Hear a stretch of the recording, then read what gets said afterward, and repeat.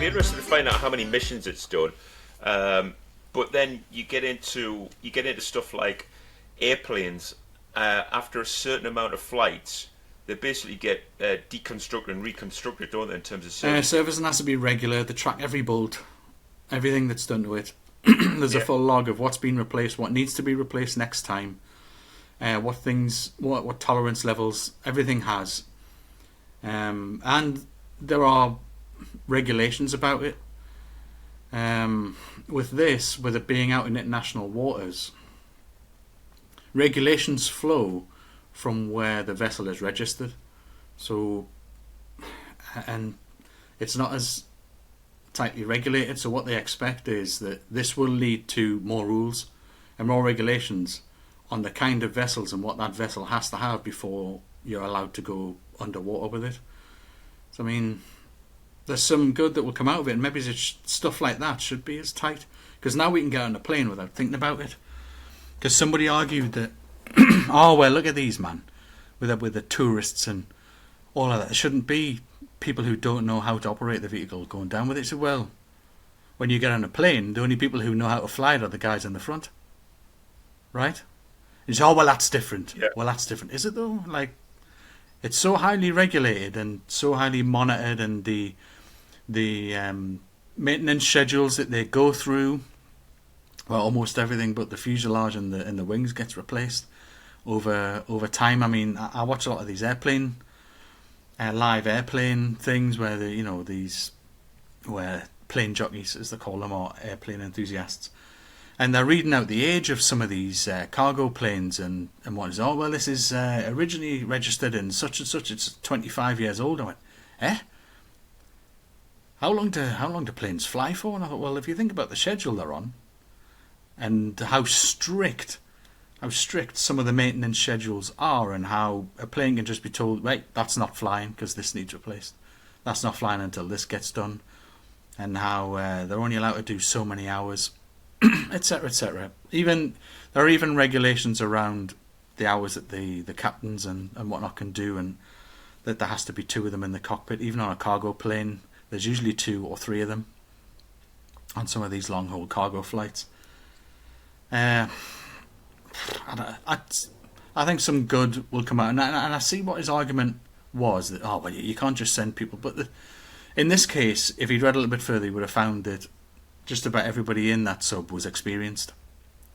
Maybe it's not everyone had built the thing, but everyone had been in one, or had been in that before, or had been down to certain depths before, or had qualifications in diving, that kind of thing. So it's not like they were all inexperienced. But I get his analogy, but I don't think it's a good analogy. That the way planes are these days, that they wouldn't fly if it wasn't safe to have only 2 knowledgeable people on the plane, right? And it's one of the things that, it's a tough subject when people die, but I watch TikTok, and we can't avoid the fact that certain comedy has no boundaries. Yeah. And this, one of the things I saw this week was, Tom Hanks lined up for another, true life movie, part in terms of the rescue mission. Humor. Obviously, he's lost that part now, so he can't be in that rescue mission. What was it, Captain? Have you seen Captain Phillips? No, I haven't. I mean, I've seen Sully. Sully was good, but I haven't seen Captain Phillips. Yes, Sully, Captain Phillips, all of those. Castaway, obviously fictional, but and some of the stuff that's been on TikTok. I mean, I think I wrote to you too early, on something that we shared, but this something else will happen next week, won't it? Or this week, or today, or tomorrow, but if we don't look at them in that sort of light-hearted way, as well as you've just done and we've just done, there's taking a sort of a bit of a critical look at it, then we're not covering all bases. No, and sometimes levity helps you deal with it. Bit of humour helps you take the edge, takes the edge off, and and we've done that many times in some really high pressure situations we've been in, and we've all ended up sort of laughing in the office by the end. But and if we didn't, what would have happened? What would have happened? I think you sometimes need to allow this, and I don't think comedy should really have borders, because then it's not comedy anymore. You need to be pushing boundaries, and sometimes it's the pushing of that boundary is what makes you laugh. Like, oh, you can't say that. But I think it also helps you deal with it. Perhaps some of that stuff's a bit too soon, and some of it looks a bit, oh, that's a bit, you know. I've seen a couple of other things, and I think, oof, yeah, I won't be forward in that. I won't be forward in that. No, that's a bit much. Yeah, yeah, it is. You know, it is tough, but at the end of the day, life does go on. You know, the families connected to the loved ones. You know, they will continue. These people are not forgot. You know, they'll be remembered as they go on. But one of the interesting things I sort of saw is a sort of comparison is Mission Impossible 7 comes out this weekend. I love stuff like that. Talking about Tom's. I love it. You don't? I love it. I love an action movie. Well, it's interesting whether it's well written or not. Well, I like an action movie. Yeah, I mean, Tom's not everybody's cup of tea, but when you talk about movie boundaries being pushed, there's a scene in that where he jumps off a cliff. Oh, And there were. I was listening this morning. They were interviewing Simon Pegg.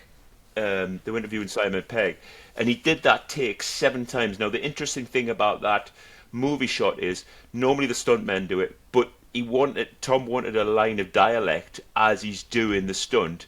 Therefore, he has to do the stunt because he's got a line of dialect that he's got to pump out. That's what I said. Did I? Dialogue. What did I dialect. A line of dialogue, and I think dialogue. He's always conscious that it gives better camera angles because you can actually see it's his face. You don't have to obscure it or hide it because it's a stuntman that he's actually. And I think he likes to make a point. I mean, that no, I'm not just some actor in a cushy caravan waiting for somebody else to risk their life for the sake of my movie. He's like, no, I'm up there. Teach me how. And he actually, I saw that video where he. Was it the one before this one where he did the jump and smashed his ankle and they had to stop filming for a couple of months? The one just before this one. Yeah. He did the roof jump from one to the other, snapped his ankle. Yeah, I remember that. They had to stop filming for a couple of months. This one, he's basically jumping off a cliff, and Simon Pegg said basically 7 times in a row, we're all holding our breath and waiting for him to say, "Me chute's opened." His parachute. You know, because he rides off on a motorbike, doesn't he? Just shoots off the edge, off this ramp. Yeah. Does a little bit of a skydive, pulls his chute. Like, you nutcase. Absolute nutcase. And then an interviewer asked him at the premiere last night, she said, "Tom, I have to ask you this question. Would you rather go out while doing one of these stunts or quietly in your sleep?" And he said, "It's got to be this." He said, "I love it so much." He said, "This is the way to go out. You know, if I've got to choose between that or falling asleep in my sleep." He said, "I'd rather do that." He said, "Because I'm pushing myself. I'm pushing the boundaries of movies, you know, and we're creating entertainment." You know, Jackie Chan used to do all his. And at the end, if you watch his movies through the credits, he plays back the times that he didn't get it right. And the injuries he's sustained, the number of breaks across the number of bones that he's had. Because, you know, you've seen some of his stunts are ridiculous, and some of the kung fu moves and things he does in some of his movies are absolutely bonkers. And he does that on purpose because he thinks it makes a good movie.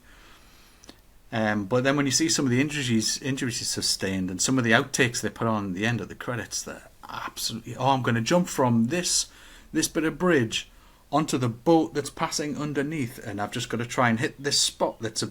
What are you about this? I'm like, what? What does it take? I mean, if But you talk about Jackie Chan there, but just, you know, Jackie Chan or Tom Cruise.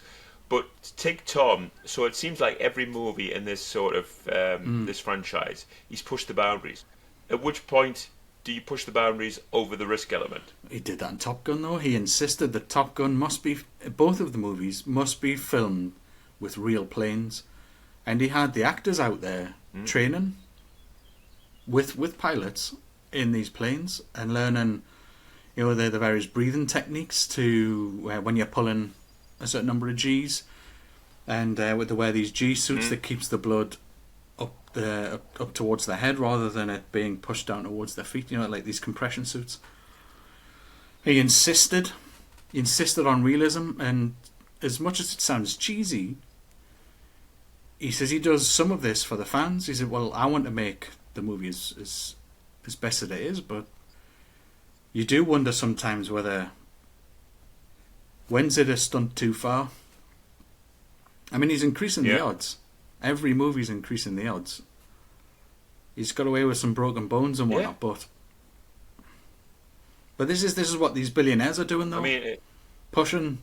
There are some inventions we wouldn't have without it. What about the brothers that invented the first plane? I know it didn't fly very high.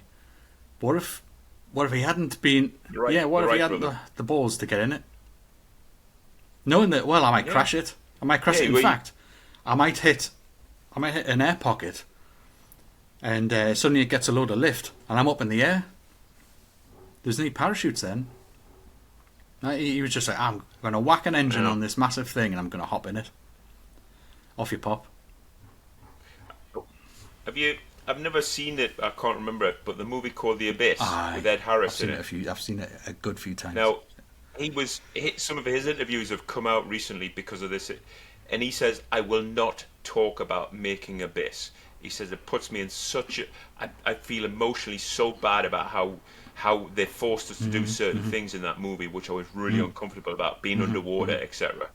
And the amount of chlorine they were exposed to, and the burns they got, their hair went white, all in entertainment. I did not know all of that. Wow. I mean, it makes sense.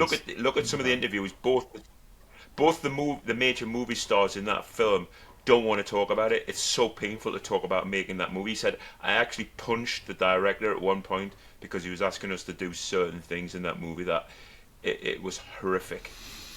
So, where does the lines of the director wants you to do that, but I mean, the result was obviously I say worth it, but in terms of whether was it a good movie, it was. It was enough for me to watch it, and I don't remember. I've watched it more than a handful of times. It's such a good. It's well put together. It's quite emotional towards the end, and he's typing in his little thing, and they've got nicknames for each other. All of that. It's quite a. I think it's very well put together, and of course it's a sci-fi thing, and I love me. There is one argument. There's one argument I haven't covered. That was from a caller last night. They changed one of the shows last night on Talk TV to just being a special about this. And normally he talks politics and talks about government things and stuff that's going on, and they just made it this special purely about what's gone on recently. And it's a talk show. It's a phone-in show. So the way they say it, it's given the public their chance to speak about it, whereas on Sky and BBC you won't get people ringing in and giving their views. You can only see that in the comments section. So they like to think they're offering something a bit unique. You can ring in and give your opinion. And one woman was old enough to be around while it was still fresh in people's minds. Obviously a few years after, but she was getting on a bit. And she said, do you know, it's a graveyard. Why do people want to go down to this graveyard? All those people died, and you're going down and disturbing this what is now really a burial site. I said, can you not just leave it alone? Like, have we learned enough from it now? Like, have we taken all the samples and all the trinkets and put them in museums, and we've taken all the science samples and all of that? Is it not time to leave it alone? I mean, are we honouring all of the people that died there? Because some of them will still be in there, right? Covered in whatever soot and soil and whatever else goes on down there. It's a burial site, and took the guy by surprise. He went, "Well, do you know what? That's a fair point. There's something to be said for that. That we're sending people down there. Not all of them scientists. Some of them tourists, or professional tourists, perhaps. And yeah, it's like walking around a cemetery, in it. I thought she makes a fair point. Should we let them rest in peace? Like, have we got enough from it now? Can we leave it alone?" So, I couldn't argue with that point, and it was one I admit I hadn't thought about. It's like you go back a couple of 100 years in America to the Indian grave sites. Sacred ground, isn't it? Oh yeah. So if you wouldn't have, you'd be deeply offending people. Yeah, and he said, well, he did his when he went to uni, he studied World War II and the history of it, and he's a bit of a buff. But he says, one thing I won't do, because I don't think I need to, and I don't think anybody should without good reasons, as I haven't visited any of the concentration camps. He says, some people, there are companies out there that sell these, I can't remember what they call them now, but they're like these morbid holidays, these where you can actually pay to fly over and to visit these camps, and they flog them as, I can't remember what, there's a word for it.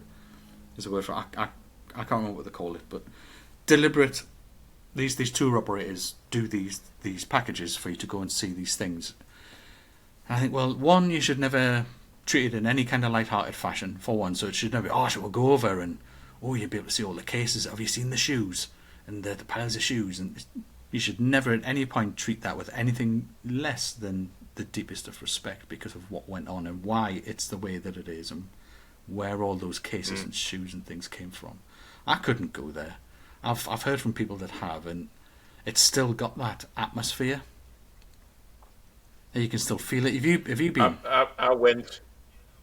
Yeah, I did Auschwitz. And is it still in the air Birken, when you get there? Do you still sort of feel out of place? And I'm not religious, but there is an air in that area which is undescribable. The bizarre thing about it, a quick story on that. When I got to the entrance to Auschwitz, it started snowing, which was freaky in itself. Because it always does in the movies, right? And it always does in the movies. There's always that atmosphere it sets. And you talk about having respect for these environments. So you get a guided tour. There was about 10 of us. We're going around, and we're sort of in the place where the shoes are, and the wigs, and the what you just described there. And this woman that I didn't know who she was. This woman that was with us. So the guide is talking, and this woman pulls out a chocolate bar and starts eating the chocolate bar. The guide, who's on a mic, turns her mic off, whispers in the lady's ear. The lady puts the chocolate bar in her pocket, and then she flicks the mic back on and starts talking again. And she said, I'm paraphrasing, have some respect. The people in here didn't get to eat, and you're eating a chocolate bar in here. Yeah, it's the complete opposite, right? And then it shows. Yeah, it makes you wonder. Well, wait, do you not get it? Nobody else was. You could have offered them a chocolate bar, and I bet you not one of them was in the mood to eat when they were stood there listening to this, looking at what they're looking at. I mean, one of them. One of the presenters said he'd been on a tour. I can't remember who it was. It was on another show, making a similar sort of comparison. And he said there's one where they've reconstructed one of the ovens or the gas chambers, if you like, for one of a better way of putting it. And to give you the full experience, they lock you in. You walk in, door shuts behind you.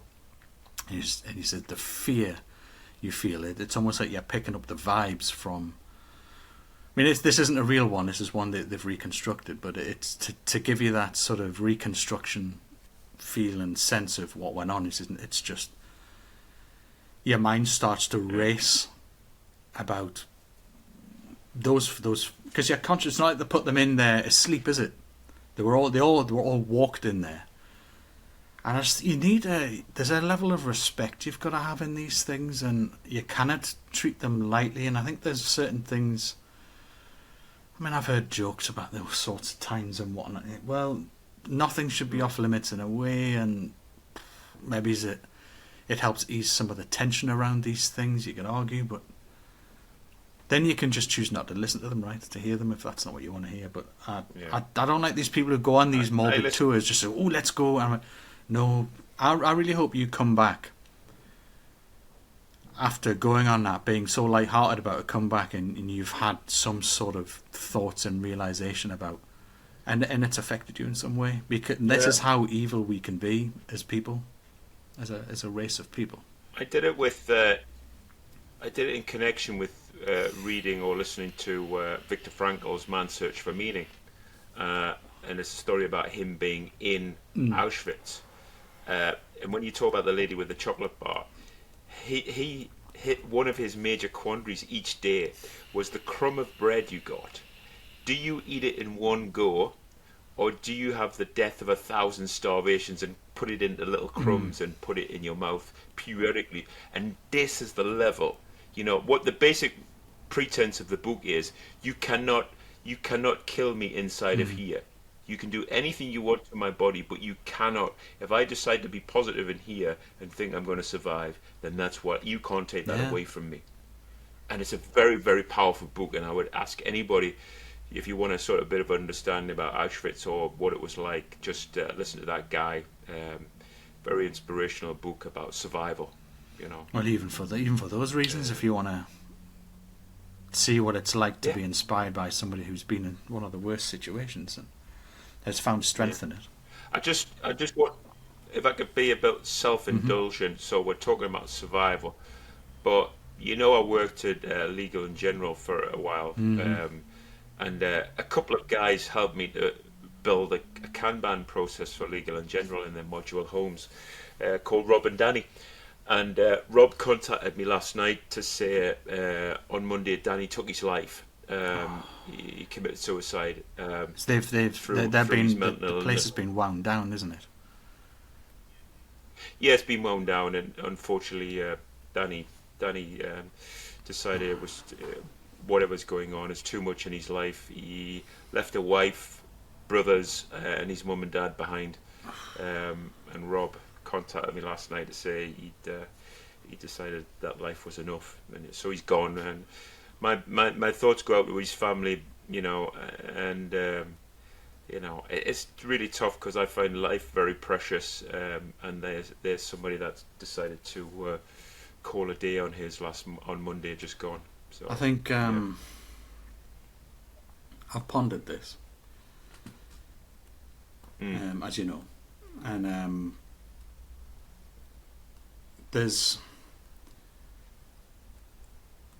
I've tried to think of an explanation of where these thoughts come from. And I don't want to assume that anyone else's thought process is the same.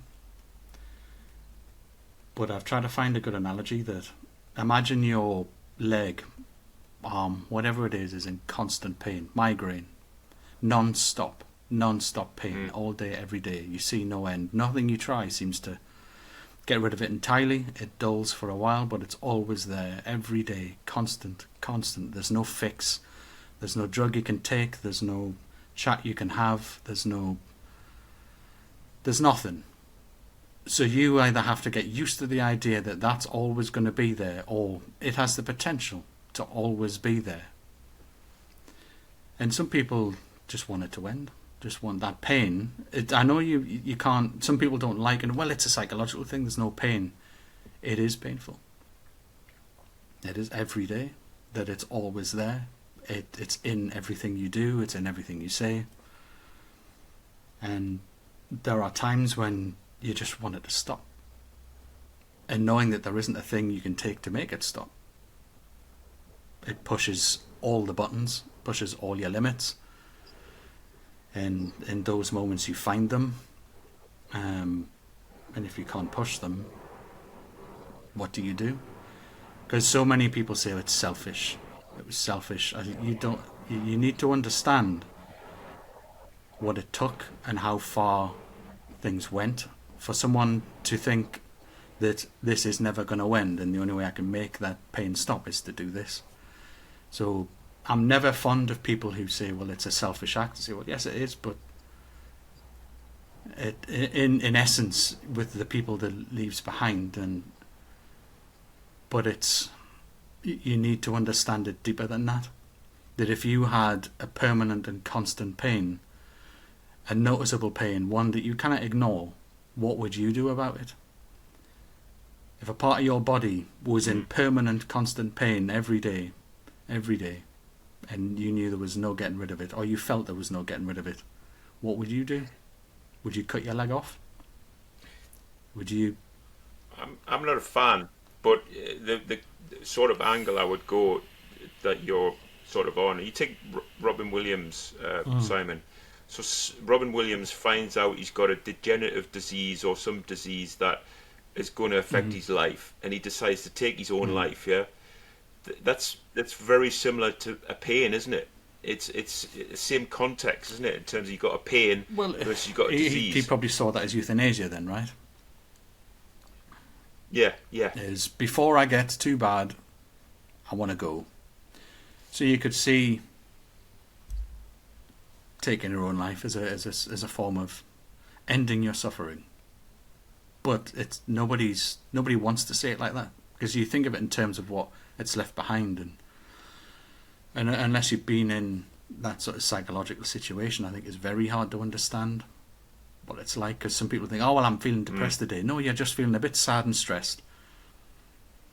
And I think we're a little bit too flippant with that word and how we use it and what we attach it to. It's a condition, and it's something that can stay with you your entire life. That's certainly something that stuck with me. I don't remember a time without it, and it's just become part of who I am, and has changed my. I'm sure it's evolved the way my pathways in my brain have evolved, have been affected by it. So what you need is coping strategies and people, but sometimes, and I don't think you should berate anyone who ever goes down those avenues and has those thoughts, because sometimes you don't choose to. You don't choose to. It's not like you deliberately go, right, I'm just going to go do this. There are some dark avenues in your mind, and until you're put in that situation, I think you can comment on it, but I think it is unfair, unless you've experienced it, to condemn the person for doing it entirely. That's my view. I think there should be a level of understanding on both sides. You should understand perhaps why they felt that was their only way out, but also understand what they've left behind, and perhaps they've considered that. It's as harsh as that sounds. Is it more that the people left behind tend to blame themselves? Yeah, that's very common. That why didn't he talk to us? I could have done more. Why didn't he tell us?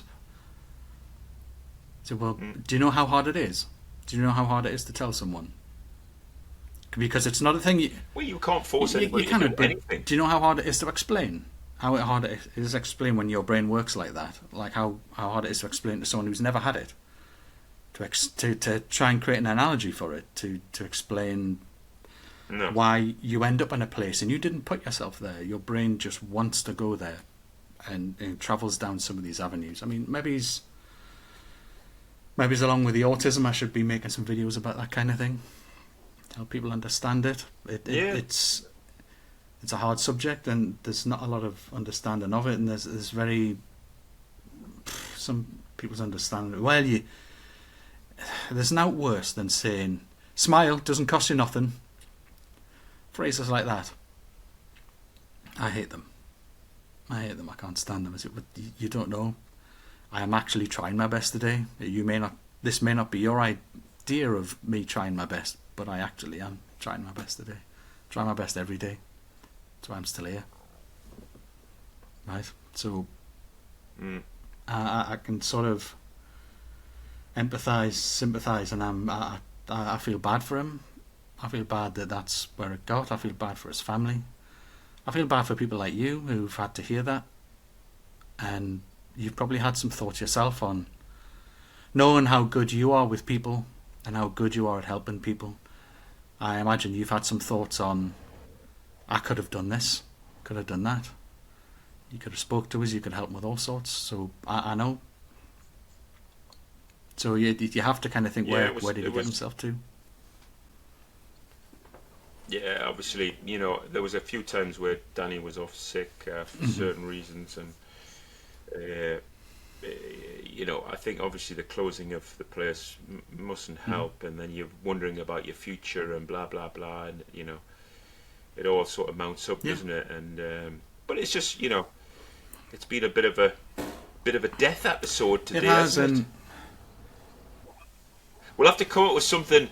It's quarter century next week. It'll have to be something light-hearted. Episode for 25, next week. aye, quarter century. Yeah. Yeah, we've done a lot of deep bits, but if you look at it, the deep bits we've done have all been about something that's in the news. So that means the news is pretty deep at the minute. By the same token. Well, we missed. What I found interesting last night is I got back late, and I put. Unusual for me, I stayed up past 10 o'clock. Really? Don't tell anybody. Past your bedtime? Yeah, I wanted to see the news because obviously, one, we were covering the story on that, but I wanted to see a bit of the background on this issue. But interestingly, the inflation issue was predominant in story number one. They did that. So, they did. There's a show every day. Talk TV covers tomorrow's papers. The first half, all about this. Second half, like the Times, the Telegraph and whatnot. One of them had main story all about Bank of England. They're calling them the Plank of England. And then just on the left-hand side there, one of the, the vertical columns mentioned something about the submersible, and I thought, isn't it interesting? Does that tell you something about the newspapers themselves? Some covered it, some didn't. Some channels cover it and then go, right, well, on to inflation. Interest rates have gone up. What? I'm a big fan of Martin Lewis. I don't know if you see his program. Yeah, he's done a lot of good. He really has. And he described interest rates like this. Interest rates are there for one reason: to stop you spending money. Yes. That's what he said. The government will do nothing about support, nothing at all, because they can't. Because putting up interest rates is to stop us from spending, to bring spending under control. Only on cost. He said so. The government will do nothing. Only on cost-driven inflation, and this isn't cost-driven inflation. It's demand-driven inflation, because all of a sudden demand exploded when we came out of the pandemic, right? And we need to, and we're so putting interest rates up isn't going to fix it. It's not going to force people to save money, as it's meant to. So, you'll get a higher interest rate on your savings, and it'll cost more to borrow and to borrow on credit cards. I had a look at some credit cards out of interest, and the interest rate on them is absolute bonkers. It's absolutely bonkers, up in 20-odd %, 25%, 23, 24%. If you use his principle, he's sort of right in that, you take mortgages go up a little bit, our disposable income comes less, therefore we can spend less on luxuries. So we have to start tightening our belts. And I think it was the Bank of England guy, he just says, we either put them up now or it's a long, painful process. It'll just get worse and worse. We have to. I think it was quite a leap yesterday, wasn't it? 0.5%. That's an unusual leap. Yeah. So we're up to 5. Although we can't. I'm a bit fortunate, and I guess you are as well. We don't have a mortgage, do we? So we're not necessarily affected that badly by that. I still pay a decent amount of rent, and obviously the guy that I rent with is. Yeah. I don't know whether he owns this. I don't know whether he owns this. Mind you, I mean, I'm paying a bit. When I asked my neighbour how much he was paying, I'm definitely paying more than him. So, that when I moved in here, the market was high for rent. It was there was a high demand, so maybe it's the reason I haven't seen an increase yet. It was because it was already increased, or maybe he owns the place already. I don't know, Yeah. but I've been fortunate there that my rents remained the same. But so it could even affect renters, even though the number of people who've bought a house is more like a third of the country, and the rest of us don't own our property. Because I mean, maybe we'll get onto it next week, but the bit about supermarkets deliberately inflating prices, actually, does it help inflation by forcing it down because we can't afford them? So the fact that they're making more money actually helps what the government are trying to do. What do you mean, and making people think about their money and not being so frivolous on? Yeah. So deliberately increasing the prices of our food and our stuff that we need, um, deliberately increasing the prices means we've got less money. Therefore, it stops us from spending as much on other Well, items. they've delayed the legislation that it's going to prevent the 2-for-1 deals being banned. That's been shelved for the moment, so Yeah. they're still allowed to do those. Apparently, microwaves are on the rise. The microwave meals are on the rise, and you can usually tell when you're watching social media. And there's tons of posts out there about microwaving things, but like back in the old days, you can microwave this and Yeah. all them different cookery shows that were focused around microwave. Apparently, microwaving your meals and whatnot, and prepping things, prepping big batches of things, and freezing them and then microwaving them when you need them. So yeah, maybe it's stopping us from buying that milkshake we don't need, or that bottle of soda stream we don't need, and instead we're spending it on veg and meat and necessary things. But so I see what Here's you one mean. for you. Asda. I went for my grapes yesterday. Asda grapes, normally 400 grams in a pack at, let's say, a pound. Kept them the same price, but now in little letters, it's now only 375 Yeah, grams. Same size I've packaging. spotted that on a few. Do I Yeah, tell I've you? spotted that on a few things. Do So I tell that's you? cheeky. That boils my blood, Oh, that one.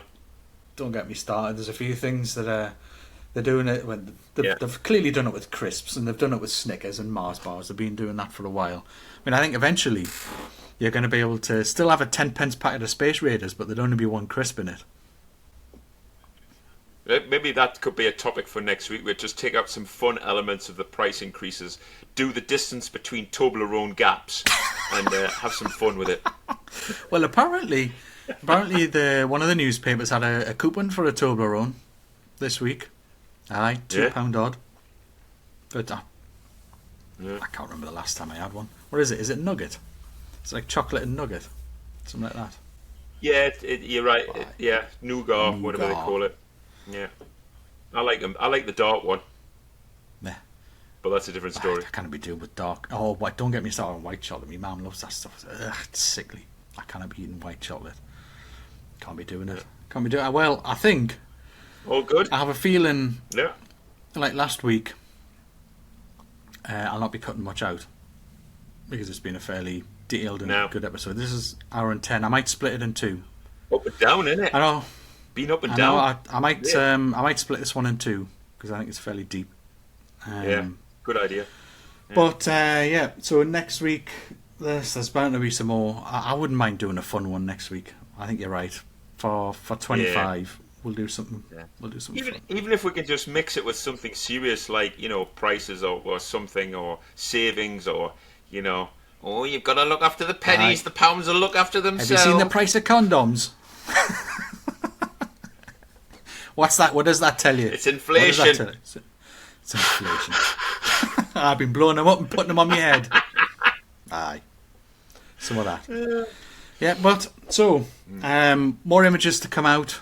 Hackney Travels is doing really well, so there'll be more of that coming out. But until next week, thanks for listening.